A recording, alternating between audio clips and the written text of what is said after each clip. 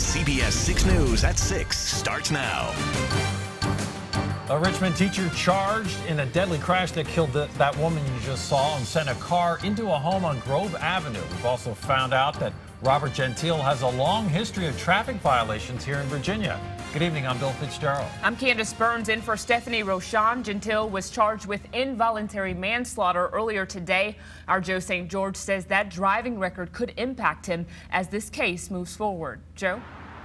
Oh, good evening, Bill. Good evening, Candace. Police were out here earlier, still investigating the circumstances surrounding that fatal car crash on Monday, and that included increased radar enforcement here on Grove Avenue. This on a day, as Bill and Candace mentioned, that a man, a high school teacher in the area, was charged with involuntary manslaughter.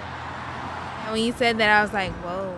He didn't seem like that type. Students at Thomas Jefferson High School shocked to learn one of their Spanish teachers has been charged with involuntary manslaughter. 32-year-old Robert Gentile accused of killing 64-year-old Elizabeth Pryor on Grove Avenue Monday when their cars collided. Pryor was a University of Richmond course leader, a historian, and an author. He didn't seem like a speeder or an aggressive person. He just seemed really relaxed and nice. Court documents show Gentile has an M.A. in education and has taught at TJ for 4 years. While he's still in critical condition, he will be held without bond when he gets better. Eyewitnesses claim Gentile was driving well above the speed limit at the time of the accident.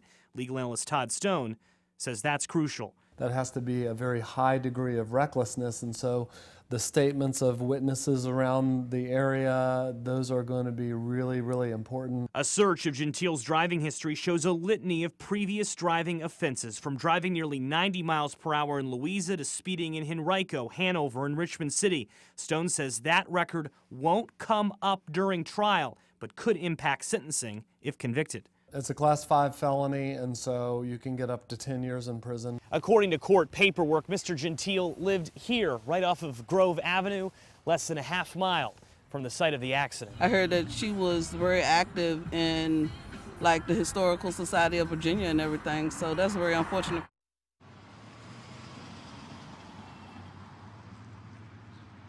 And flowers mark the spot here on Grove Avenue where Miss Pryor's life was lost earlier this week. She, of course, lived in the area as well, along with Mr. Gentile, really less than a mile away from one another. And now I did speak to the prosecutor in this case. There's been a lot of questions on social media. How fast were these cars going? The prosecutor telling me they cannot release that at this time. That will come out during trial. Right now, no court dates have been set. Working for you tonight in Richmond, I'm Joe St. George, CBS 6 News. Bill and Candace, back to you. Joe, thank you.